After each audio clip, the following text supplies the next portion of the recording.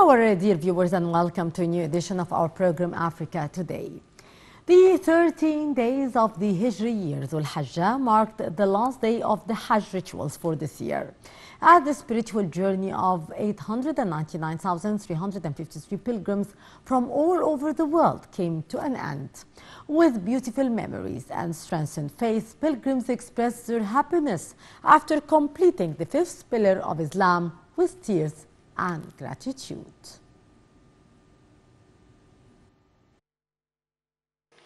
After spending a week in the Mina tents, pilgrims will now bid farewell to the kingdom and return to their home countries.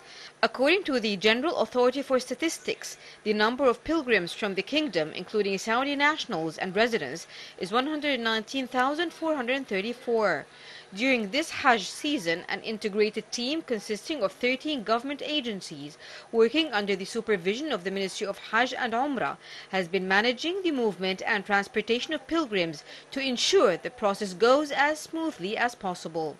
Volunteers, Saudi Boy Scouts, Saudi security authorities, health workers, and many other government and private sector agencies ensured this Hajj season was a success by providing services to pilgrims and helping them perform the rituals with ease and comfort. The Ministry of Health has announced there have been no outbreaks of any disease that could affect public health during the Hajj. It also confirmed that its Hajj plans were operated smoothly and safely. While this year's number is far below the pre-pandemic influx of some 2.5 million pilgrims, it represents a major step closer to normal after 2 years that saw the pilgrimage restricted to just a small number of Muslims already residing in Saudi Arabia. To shed more light on this, we are very much delighted to be joined over the phone by Dr. Gaffar, our political analyst. Dr. Gaffar, good afternoon to you, sir. Good afternoon to you. And happy feast. To everybody there. Dr. Gaffar, would you say that the Hajj this year marks a comeback from the coronavirus circumstances and measures? Sure thing. I mean, for the past 2 years, I think, there was effectively no Hajj. And due to coronavirus, of course. And this, I think it meant a lot to Muslims that the Hajj came back, because this is one pillar of the Islamic religion, and a lot of people look forward not only to do it once, although it is only requested once in a lifetime, but people love to go there more than once. So, of course, being deprived of doing this ritual for the last couple of years was a little bit, unpleasant for Egyptians. So now that it came back, everybody's happy. And,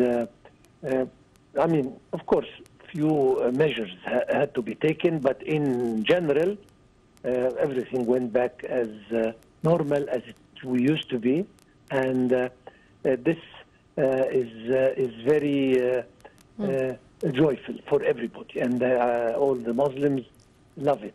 And now that they can fulfill the fifth pillar of the religion, this is something very, of course, nice and good. Indeed. Sir, how do religious events like the feast influence ties between the African states? Normally, religion brings people together.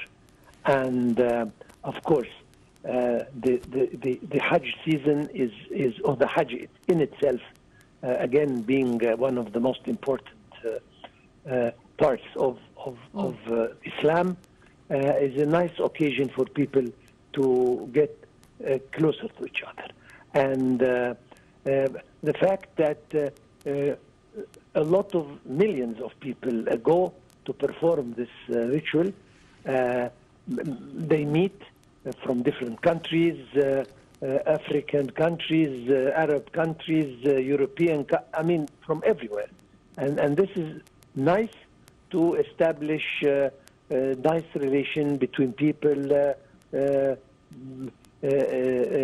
be friends with a lot of people, and usually they tend to keep this relation after they come back. So it is also not only because they meet in a pilgrimage season, but the feeling that you are celebrating an occasion in the same time that hundreds of millions are celebrating the same occasion in different countries, brings people together somehow. So it is, of course, the religious occasions and feasts are very much important to make people think of each other and bring them together. Yes, indeed.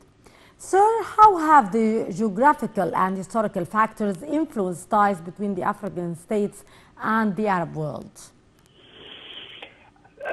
First of all, I mean, the Arab world is neighboring a lot of African states. So a lot of African countries they share borders with African countries. East African countries, they have just the Red Sea between them and other Arab countries. In the old days, the pilgrimage was done passing by Egypt, particularly going to Saudi Arabia, etc., or crossing the Red Sea. So, I mean, it brings the people together and the countries together. And this is important. And as I said, now still a lot of people travel through other countries to get to the Mecca and the region. So it helps, of course. Yeah. Sir, what are the different aspects of Eid celebrations throughout Africa? I mean, most of the countries celebrate in a similar way. In other words, same rituals. I mean, I'm not talking about people in Hajj, because Hajj has its rituals and they follow a procedure together. But I'm talking in most of the countries. They all, I mean, they wake up in the morning, they, some of them slaughter sheep as a sacrifice, commemorating the act of Prophet Ibrahim. But again, everybody dresses in his most beautiful attire, and the families get together over breakfast, sometimes over lunch. I mean, families get together for the day, and it is practically very similar in most of the countries. The idea of getting together, this is a personal opinion. I mean, we've lacked the family gatherings over the last some years, over the last years, because of, I don't know, maybe technology, maybe, I don't know, advancement, but still, it is always a nice occasion. One longs to it. We get together, we meet our families, and of course, there are some small traditions, like paying a small amount of money by the elderly to their children and grandchildren, and so on and so forth. Something symbolic. So these are things that happen everywhere. And I don't think we are happy that we are keeping such nice traditions, and we hope our children and our children's children will keep it. Indeed. Dr. Gaffar, what are the similarities here and the differences between the African countries in their celebrations? As I said, there are no big differences. I'm talking, everybody shares this festivity by, as I said, dressing colorful attire, by getting together, by etc. some of them, they go to the cemetery to visit their loved ones.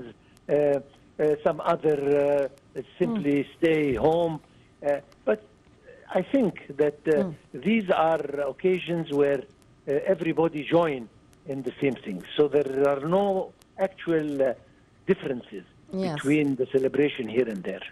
And from your point of view, what are the cultural differences here affecting the celebrations in any country?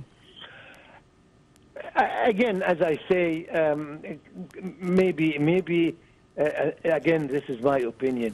The culture makes a little difference. I mean, the more primitive, the more celebration means to people celebrating. But the more advanced the celebrations are not as warm as other countries. So it makes a little difference. But again, as I say, as far as religion is concerned, culture does not represent a huge hurdle here. But on the contrary, everybody go back to simplicity and